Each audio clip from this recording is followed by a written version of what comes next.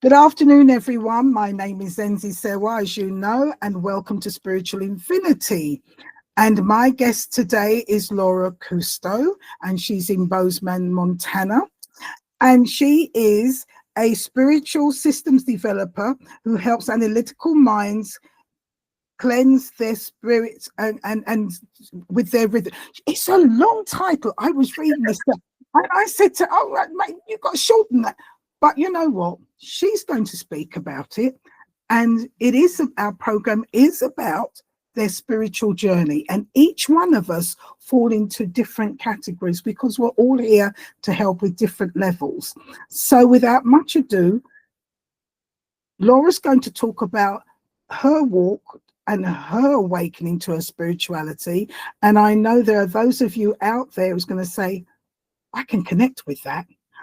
And at the end, she'll also talk about her books and how you can connect with her, that if you need to speak to her more to help you with your spiritual journey, you will know how to connect with her. So without much spiritual ado, and I'm going to sit back and listen nicely, I'll hand you over to Laura. Hello, Laura. How are you?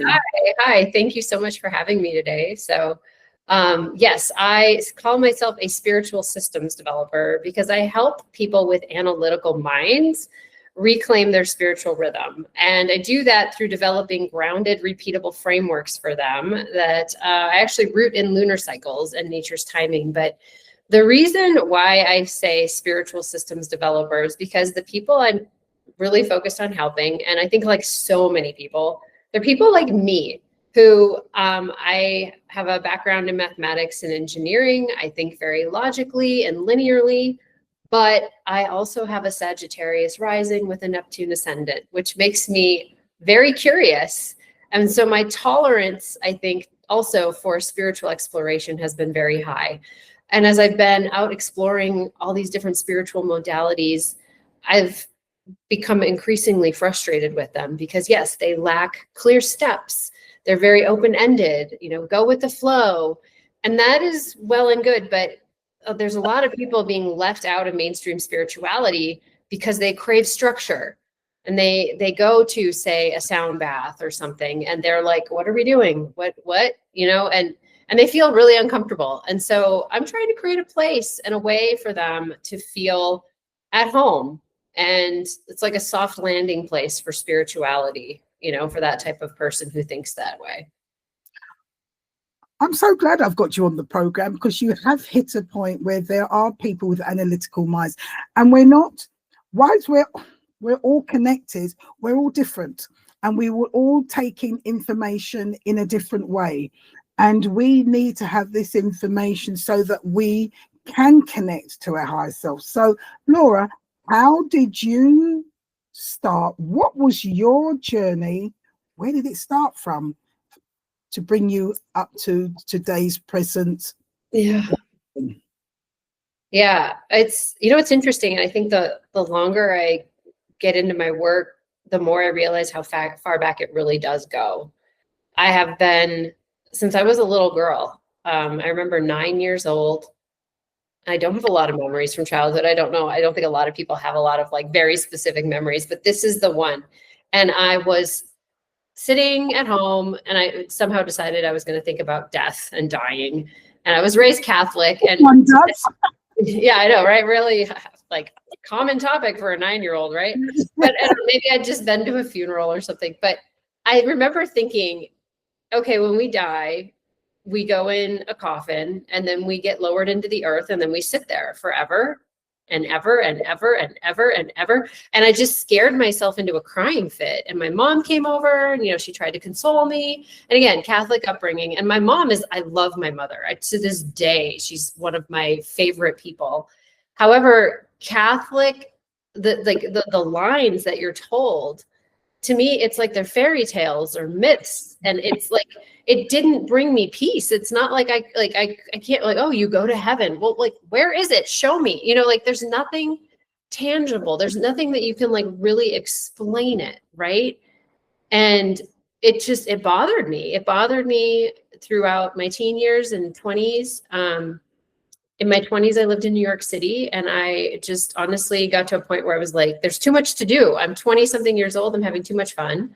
So before I would go out at night with my friends, I would say a little prayer to God. I would say, "Dear God, I promise I will figure this spirituality thing out sometime." I said, "But I just don't have time right now. I'm having too much fun. Please let me live long enough to figure it out." That would be my prayer. Oh, I love that.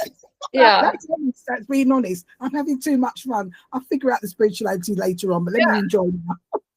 Yeah. So, but then my daughter was born when I was about 35, and everything just became urgent. It was like a switch flipped, you know?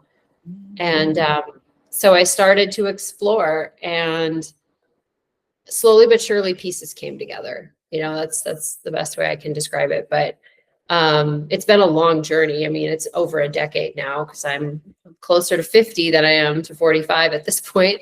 And so, yeah, you know, there's obviously a lot of little tangents and paths we could go down there, but I'll kind of leave it at that. No, well, no, we don't need to leave it at that. We need to explore that a little bit more, because it is about what did people go through in their early days? What made them look at, what made them try? Because so many of us at this present time have gone through so much in our young days, in our childhood, whatever, and it made us feel as though, well, we're not right, something's wrong. Are we all there? Are we kind of funny? That's why our parents didn't like, oh, this happened. And it is about, no, there's nothing wrong with you. It's just that others didn't understand. Is there something specific or different things that you can tell us what may have happened to you in your early days that made you look at your spirituality, or made you question or feel, so that others can see that, yeah, I felt that as well. I went through that as well. Oh yeah, I think if you are raised in a family or a community where you have a strong religion presence, or some sort of just a strong, you know, moral compass that's sort of just like placed in your life. This is your compass, you know, these are the rules, this is what you follow. And you see that in Christianity, you see that in Judaism, we see that in Islam. I mean, we see it in most major religions have that. And so I would say if you are raised with a religious, you know, it's just, again, like a really strong religious presence in your family, I think you will get these, you know, you will be told, like, as you start to unfold, and like you think of those big questions of life, like, yes, what happens to us when we die? In Catholicism, like, yeah, the line is like, we go to heaven, you know, you go to heaven, and then you dig a little deeper, it's your soul goes to heaven. And then that's honestly kind of as far as the clarity that I could get. I had this vision of, you know, this part of me that I can't see, like, I don't know, it's going up. And then there's God, and like, what do I look like standing before God? I could only imagine myself being like in human form, you know. And then of course Catholics believe in purgatory, right? So you're like, where am I going?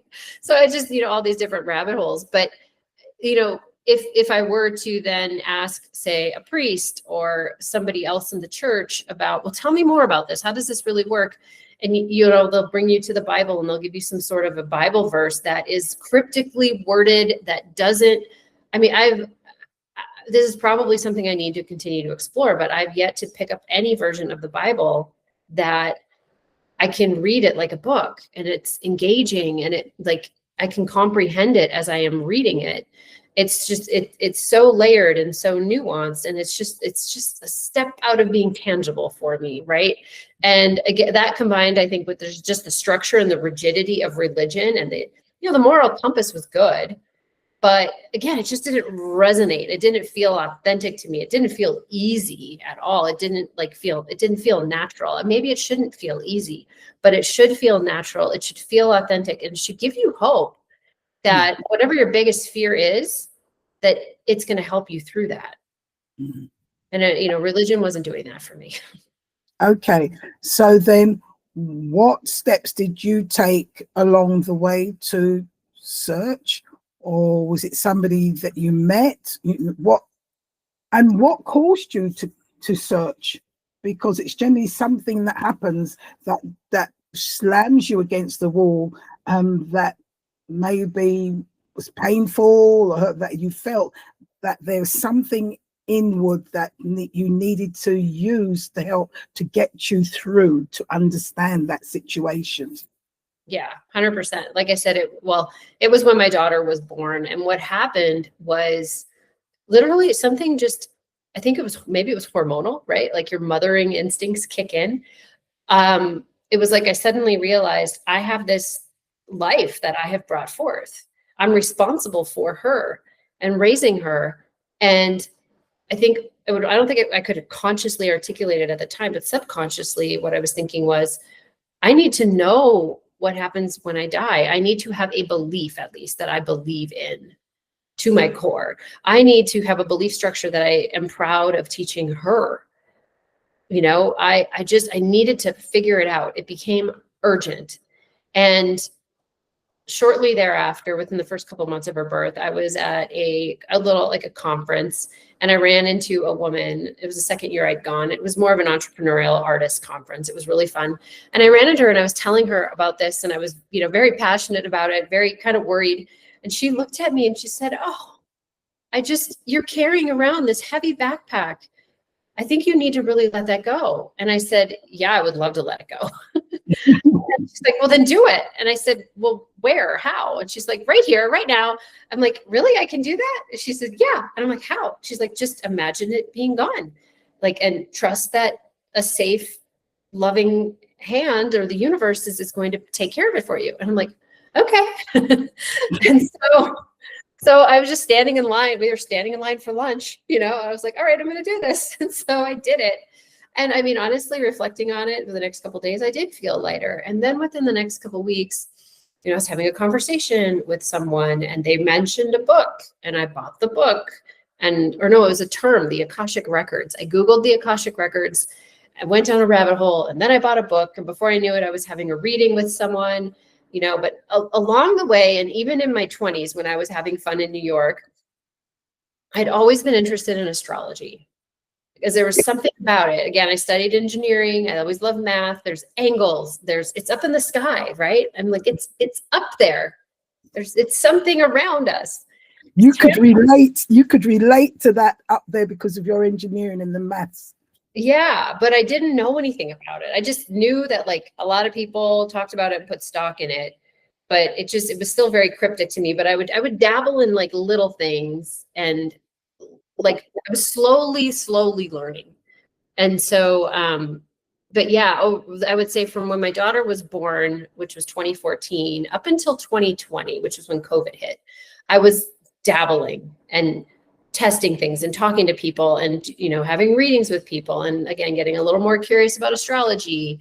But I tried on a lot of different modalities, human design, the Enneagram, different meditations. I went to a Joe Dispenza meditation retreat. That was actually in COVID. I'm trying to think. I mean, I did Reiki. I was very open and very curious, and just, I think, trying to find my way, but definitely leaning on it, and doing a lot of reading and learning about, listening to podcasts on communicating with the souls, people who can communicate with souls. I read a book on the concept of spirit babies and communicating with your unborn child. Listening to people, channeling different people. I was just fascinated by it all. Okay. So through that journey and having your child, and realizing, and I'm glad you said that, and realizing that here you are with this child, and now you're responsible, and you felt you needed to know something so that you can teach that child, which I'm pleased you said that, because today we complain about our youth of today. They don't do this, they don't do that, blah, blah, blah, blah. But then we have to say, well, what did we do to help them in the early days to have that spiritual connection, to have those set of rules. As you said, in religions, you have some set of rules that try to help you to live a certain type of life. But in the spiritual sense, what have we done to help our children to understand their spirituality, to help them as they grow older? 100%. And there's a lot of us that don't. We just live a life as though that's life, that's it. And we don't realize that we are spiritual beings with a physical body having human experience. And there are some rules and things we need to do to help our child so that as they grow, they can also face the challenges within their life. Mm-hmm. And when you had this child, this came to you, and then you decided that you needed to do something about it. So from there on, what were you doing as you expect to help her in your life and stabilize your life? Right. Yes. And, this is, I would say, something that probably does come from my upbringing. And I think it is a little, part of it's a little bit regionalized in like the area of the US that I come from. I mean, I grew up in a farming community, just like, and I had a big extended family, but strong extended roots. And it was instilled in me that I need, like, it's important that I have good morals and values and I be a good person. And my parents always took responsibility for us as children. And I was raised, for example, if I did something wrong at school, my parents were not going to the teachers trying to ask them what I did and try to figure it out, maybe try to defend me. If I did something wrong at school, my parents came down on me. Mm-hmm. It was my problem and our problem. Teachers work hard. These people, you respect your elders. This is how I was raised. And Yeah. I would say as a parent, I've embraced that line of thinking. And I've also noticed around me a lot of people that I sort of gravitate to in the spiritual movement are these parents who take radical responsibility for the upbringing of their children. I brought this child into this world and I'm going to raise them not just in a responsible way, but I want to instill in them the morals and values that I believe in. And the homeschooling movement is just skyrocketing. If it worked for me, I would probably look at doing it. The dynamics, I don't think my daughter would love to learn from me all day long, but so it's I just have kept conversations with her very open. When, she naturally brings things up, I go there. This is a pretty extreme example, but there's some history behind it. My very first reading, I was told that it was about past life regression. And I was given a story of a past life that I had had that was the most important past life to this one. And I was like, okay. And they told me some lessons and things that I needed to learn. And so I went through the process and did it all. And this was shortly after my daughter was born. Well, a couple of years ago, this is like 10 years later, I thought to myself, why was that past life important? I never really got the answer as to why it was important. And so I have another intuitive, like I've worked with a number of different intuitives, but I've found one that I find to be totally amazing. Just like the things that she's able to tap into, the things she tells me that she shouldn't know about me, those people. Yeah. So I sat down with her one day and I brought her up this question. I described the past life and I said, I was told this is the most important past life that's relevant to this one. Why? And she sat for a moment. She's like, oh, your daughter in that life, or no, your mother in that life is your daughter in this life. And oh my goodness, and I remember having had readings between those two periods of time where other people had said to me, oh, I think your daughter was your mother at one point. I think your daughter was your mother at one point. I'm like, really? And like, so to make this leap, I guess, from being raised Catholic with all these rules to now I raise my daughter. Not only do I do things like this, but at a certain point, she's 11 now. I did tell her, because, I talk about souls. And she knows, like, I didn't want her to have that fear moment that I did when I was 9. Like, where do we go when we die? She knows and she believes that my soul lives. My soul lives. I will live other lives. And then, yes, at one point I told her, I'm like, by the way, there was a life where you were my mother. And so she knows that story. And now I've had to have conversations with her too, and just say, just so you know, you can't talk about this necessarily with everybody. Not everybody believes this. Some people are going to think you're crazy, you know, but this is the type of thinking that I want her to have, and the knowledge I want her to have. And, you know, my friends, I have another really good friend who's raising 2 daughters too. And, you know, we like, it's really fun because it's nice to have a community right around that.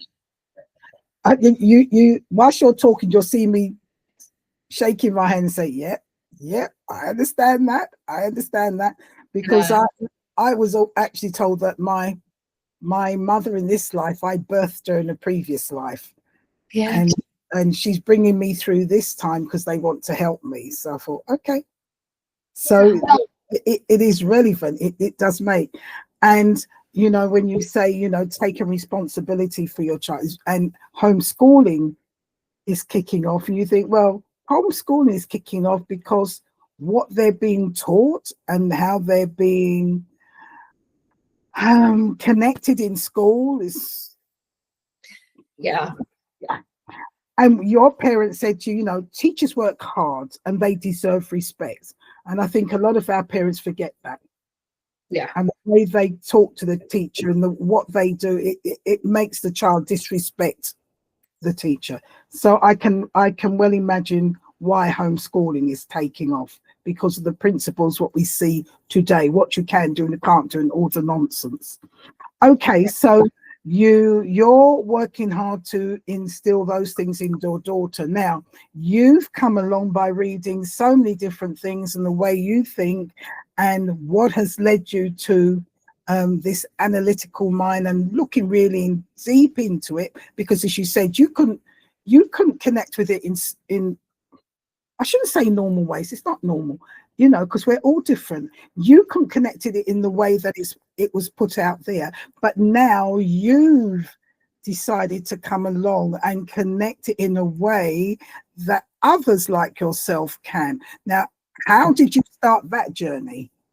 Right. Yeah. So during COVID, I finally doubled down and decided to start taking some classes in astrology. So I joined, it was called the Astrology Hub Inner Circle. It's a great way to just kind of like dig in and learn some astrology. Although the person who was sort of the catalyst, you know, and it was COVID. COVID was a bit of a catalyst too. I was finding myself being really concerned about where this was going and what are we doing. Someone referred me to an astrologer based in England, actually. So your neck of the woods. But her name's Pam Gregory, and she's a pretty well-known astrologer. I started watching her YouTube channels. And then I emailed her and I asked her if she did any teaching. Like, do you teach? Because I want to learn from you. And she said, no, I don't do that anymore. She's in her early 70s now. But she referred me to the Astrology Hub as an option. So I joined and I started taking some classes. And in one of these classes, I was, it was actually being done by another British astrologer, Frank Clifford, and he introduced the concept of lunar gestation cycles, and there was a white paper on it, and he had written part of it. And I was like, wait, what is he talking about here? And so he didn't get into too much detail, but he gave us the white paper and I dug into it. And essentially, you know, we see the moon every single month and it goes through its primary phases. We see, you know, the new moon where it's black, like you can't see it at the new moon.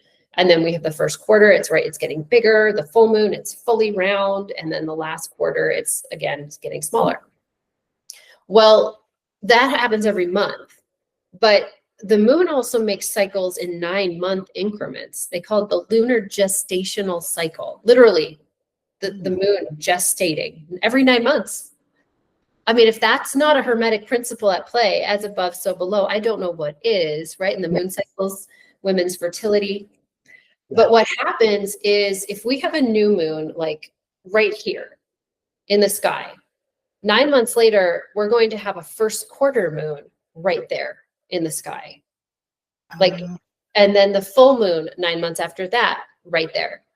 And so if you know astrology, what that means is like points in the sky are like the whole sky is your astrology chart. And so that part of the sky represents an area of your life.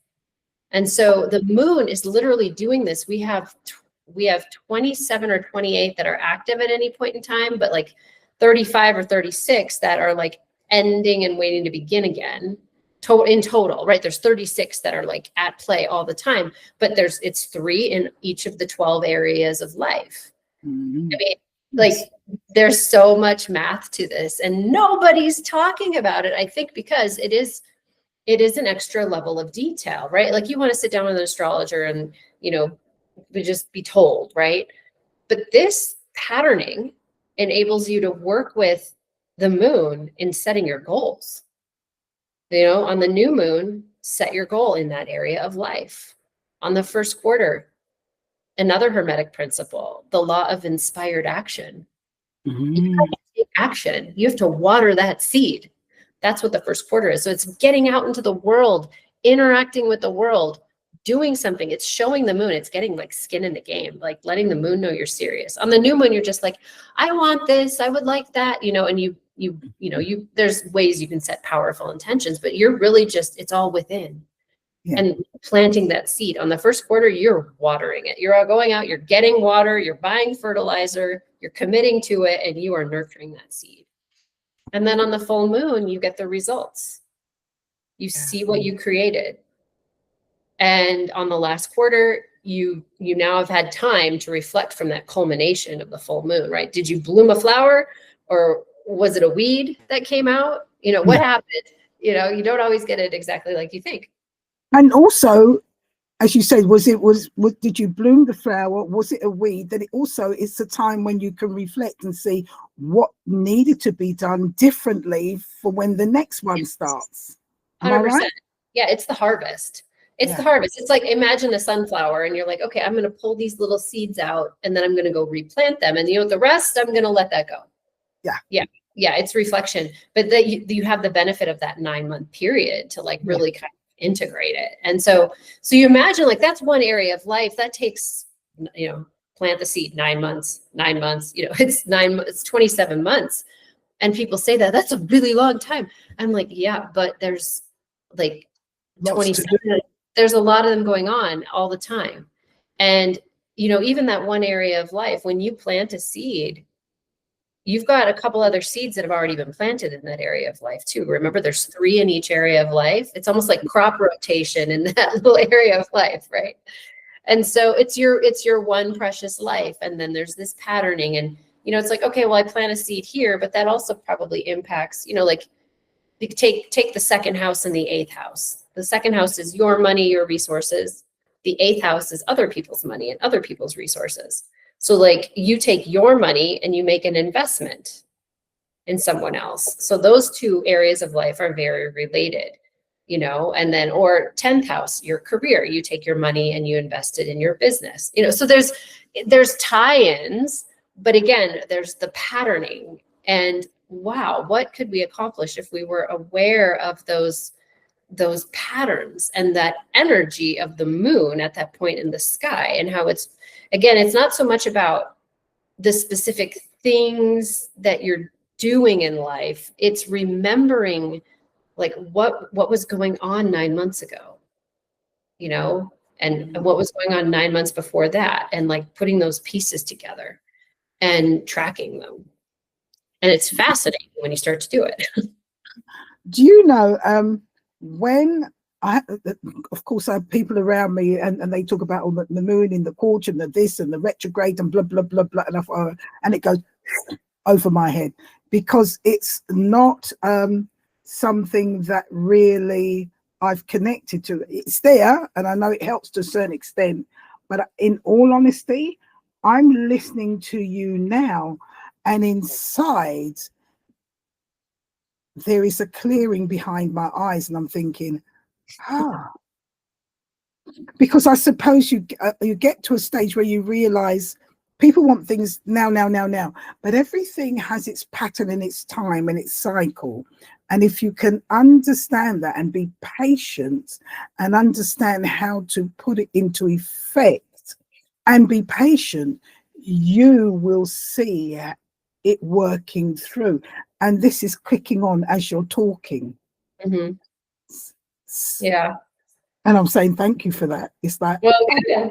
Well, and that's ultimately my goal, is to have people who kind of look at this space and just like, there's a lot. I can't make any sense of it. It's interesting. Like, it's like popcorn astrology, I think. But to be able to sit down and, listen for, 5 minutes or so while I explain it, but then just like, wait, whoa. yeah. Oh, like, yeah, there's like literally a framework that you can kind of sit in and get cozy. And this is predictable. Like, the moon doesn't miss it doesn't miss a phase, And if you're starting a business or something, they always tell you do a 5-year plan or a 10-year plan or a 3-year plan. And, you try to avoid all these things, but you realize that there's a reason behind it. But it's the same thing with these moon cycles. It's having that plan and being patient and understanding how these work and then putting them into effect. Because if you're doing a business with a 3-year or 5-year plan, it's step by step, and you have to be patient for that 3-year and 5-year. Well, it's the same thing with the moon. It's understanding and being patient to work it, to understand it. And I'm telling you, you're having this thing, this like a clearing that's coming from. Amazing. It's about patience and understanding. And it's like growing anything you plant, you have to have patience. It's not going to plant.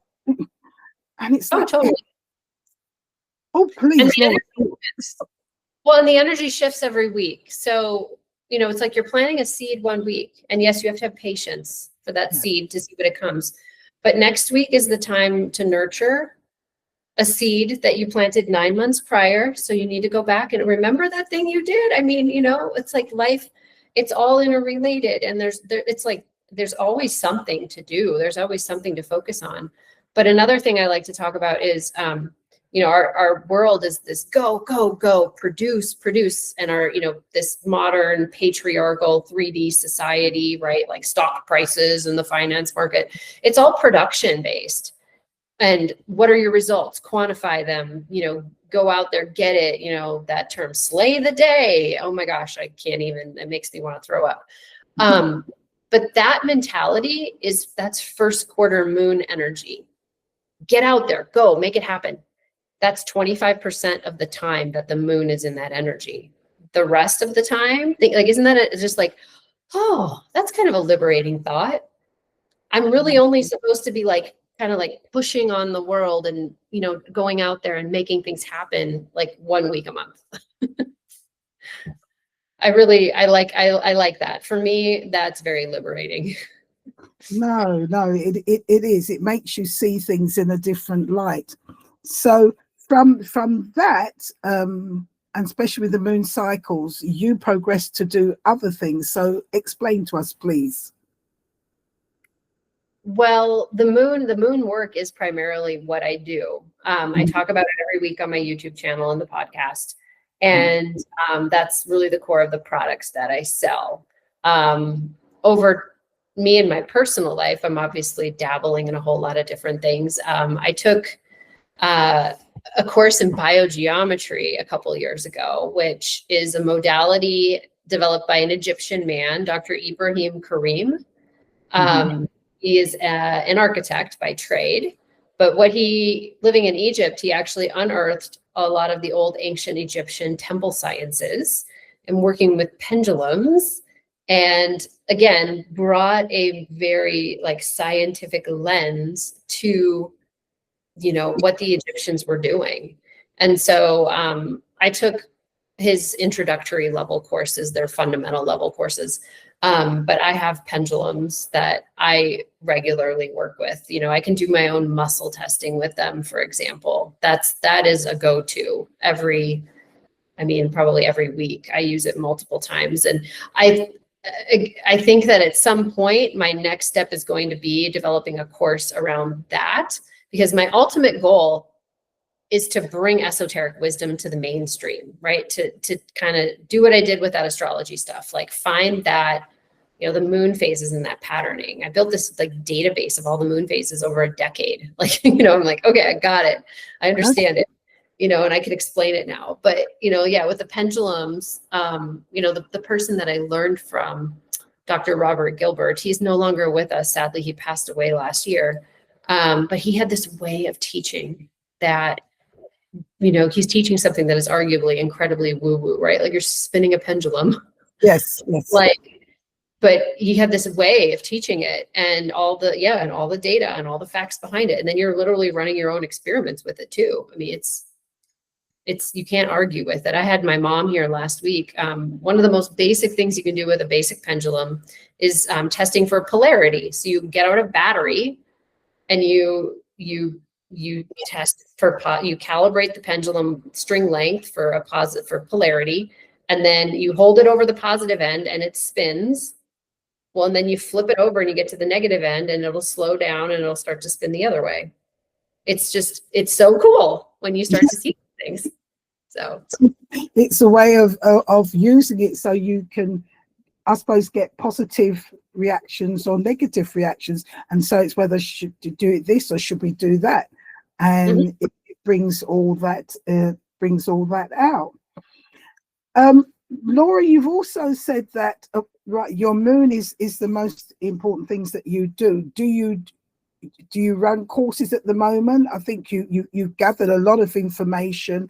Have you written books, or do you do one-to-ones with people using all this? Come on, tell us about what you do and how you use it for your work and for others. Right. So I haven't written a book yet. I think I would really like to write a book at some point.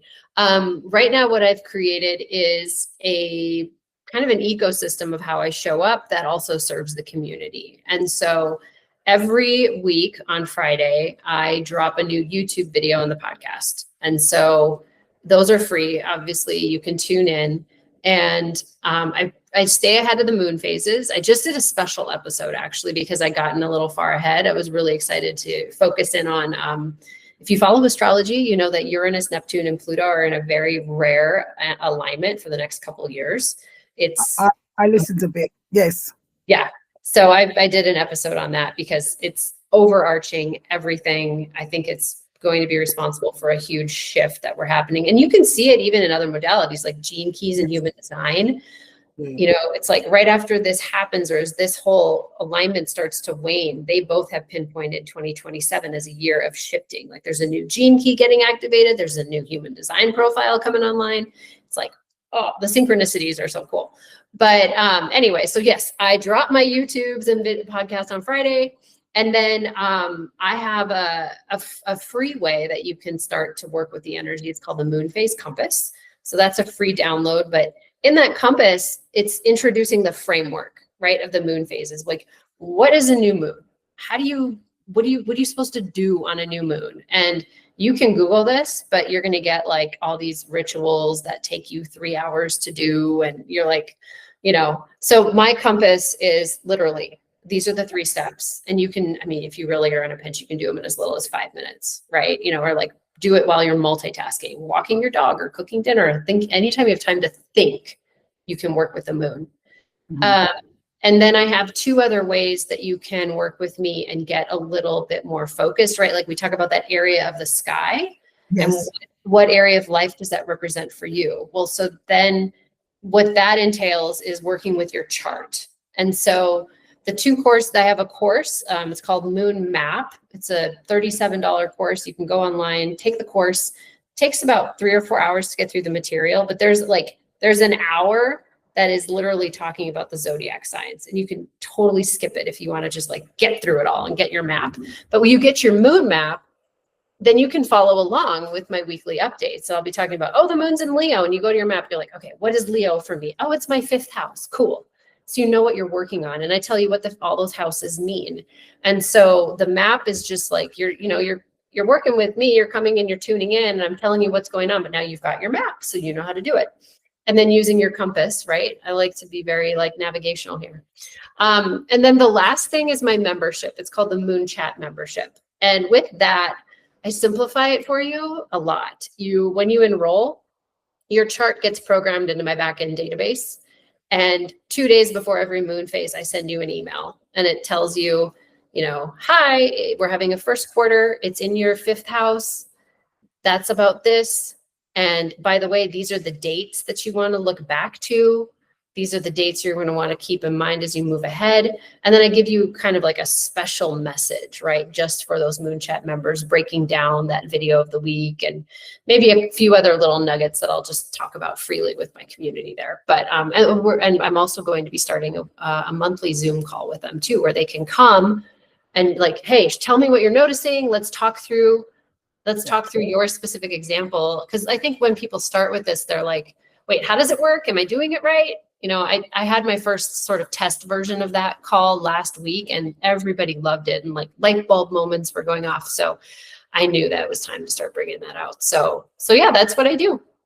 No, that sounds great, because it's for those who are interested in that, who are starting to do that and need guidance in, are they making the correct steps, and are they deducing the correct information, and it's helping them to develop themselves. So that sounds wonderful. Okay. Oh yeah, I think too, the people that I work with, because if they're like me and they're analytically minded and they're successful, they're busy, like they're interested in this. But they also want to know that if I sit down and put the time into it, like I'm going to get a result. Yeah. So I try to like show you, this is what you will get. This is how it works. And, it's a pretty low, price point of entry. And once you get in, my hope is like with the membership, the people who really value your time, it's like literally spoon fed to you every week. And it immediately helps you kind of make sense of life. Like imagine, you're a busy mom and you're running your kid to school, and you've got this meeting, but you don't really want to go to, and you're going to have to present and you're just not feeling it. It feels yucky and gross. Like even it could be today. It could be today, November 17th. You're like, oh, I just don't want to put myself out there. I'm not feeling it. Well, and then you open up your phone and you see you've got this message from Moon Chat, and it tells you, hey, we have a new moon in 2 days. We're in the energy of the new moon. It's a time to go within. And it's in your 4th house of your house and your home. And you're like, oh, well, no wonder I feel this way. Mm-hmm. It's okay. Like I actually feel in alignment with the moon. Yeah, I don't want to go to work and I don't want to stand in front of a bunch of people and present. It's okay. I'm still going to go do it. But now I know why. And so you kind of then approach it, you're like, oh, wait a minute. I actually might need to give this a little extra energy today. There's nothing wrong with me. I'm in the energy of the moon, but this is what, and it changes your whole outlook. It liberates you. Yeah. No, so that sounds wonderful. Yeah. Laura, before I say thank you, is there some gold nugget that you can leave with our viewers to encourage them along their journey, some kind of advice you can give them, or maybe lots of advices? I don't know. So I would leave with my favorite quote, and it is from Ram Dass, and it's, we're all just walking each other home. I believe everything is connected at our lowest levels here in our day-to-day interactions. And then, yes, we are all connected at the source level. And here we are, like all that source just gets dispelled into all of our little souls. And, and then we have these interactions with each other, and we're designed to play these roles in people's lives. And the people in our lives that cause us the most strife, they signed up for these roles reluctantly. They really did. And we have to try to come back to that line of thinking. I have people in my life, of course, that infuriate me too. I'm human. But I also always try to come back to like, okay, well, what made them that way? And, and that, I don't know, that to me is just like, to live a good life is to just come back to that wholeness and that humility and just authenticity of who we are and why we're here. And, and again, I'm very thankful for the planets, because those energies guide me. It's more so for me, it's not, oh, the moon is in Scorpio or Uranus is in Gemini or whatever. It's the angles they're making, because you can't argue with that, those angles they make, because there's different ways of viewing where they're at, right? Like there's different zodiac systems. And but they all, like, you know, when Mercury's retrograde for everyone. You know, when Yeah. Uranus is trining Pluto, it's doing that for everyone. And so I love that. And the moon phases, when the moon is at a new moon, it's at a new moon. And, So and as you say, like it's everyone. Yeah. It's not picking this one or that one. It's affecting us all at different levels for different reasons. And if we can understand that, that's our kind of blueprint and what to do and why we're feeling, and what steps we need to take. I think I need to look into this a bit more, actually. It sounds very interesting. Laura, yeah, it as I said, you said something and it's like my eyes kind of, it's a clearing started happening. I thought, okay, now something I need to look into. Laura, I want to say thank you very much for joining us today, and thank you to all those who listened in. And I hope, like me, something has helped you to look at the moon cycles, to understand it a little bit more, and to realize that there's so much in our world, so much in our space that is there to help us to overcome the challenges that we live on this earth. And remembering that everything is there not as a punishment, it's there as a learning curve. And it's down to us how much we want to learn and how much we take into consideration. So for me on Spiritual Infinity here in London, I say thank you for joining. For Laura, thank you for joining us in your area. Thank you for opening up our eyes as well. And to everybody, bye for now.